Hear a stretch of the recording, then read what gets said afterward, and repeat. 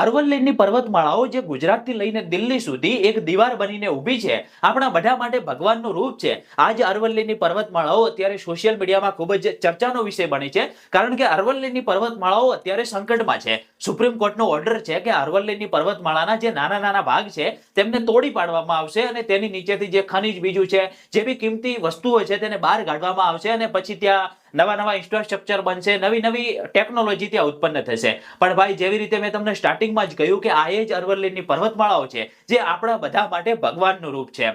અરવલ્લીની પર્વતમાળાઓએ આપણને બધાને રાજસ્થાનના વધતા રણથી બચાવ્યા છે. આ એ જ અરવલ્લીની પર્વતમાળાઓ છે જે હજારો જંગલી જાનવર વસવાટ કરે છે. આ એ જ અરવલ્લીની પર્વતમાળાઓ છે જેને જમીનની અંદર પાણીનું તળ સાચવીને રાખ્યું છે. આ એ જ અરવલ્લીની પર્વતમાળાઓ છે જેને ગરમ હવાઓથી આપણને બધાને બચાવીને રાખ્યા છે. જો ભાઈ આજે અરવલ્લીની પર્વતમાળાઓ નહીં રહે તો આવનારી આપણી જે પેઢી છે તે લોહીના આંસુએ રડશે, કારણ કે આવનારા સમયમાં શિયાળો, ઉનાળો, ચોમાસું જેવી કોઈ ઋતુ નહીં રહે. બધું મિક્સમાં ચાલતું હશે, ધૂળની ડમરીઓ ઉડતી હશે, જંગલી જાનવરો આપણા ઘરો સુધી આવતા હશે. આવા બધા અનેક પ્રકારના પ્રોબ્લેમ ઊભા થશે. એટલા માટે જ આ અત્યારે સોશિયલ મીડિયા ઉપર ખૂબ જ વાયરલ થઈ રહી છે અને લોકોના મોઢે એક જ નામ છે, સેવ અરવલ્લી. ભાઈ, સોશિયલ મીડિયાનો પાવર એ છે કે હૈદરાબાદમાં કપાતા જંગલો સોશિયલ મીડિયાના કારણે રૂકી ગયા હતા. તો તમે પણ આ વિડીયોને જેટલો બની શકે વધારે ને વધારે શેર કરી દેજો. સોશિયલ મીડિયા એક એવો પાવર છે જે અરવલ્લીને કપાવાથી બચાવી શકે છે. અને કમેન્ટની અંદર સેવ અરવલ્લી જરૂર લખી દેજો. આવા વધારે વિડીયો તમારે ગુજરાતી ભાષામાં જોવા હોય તો આપણા પેજને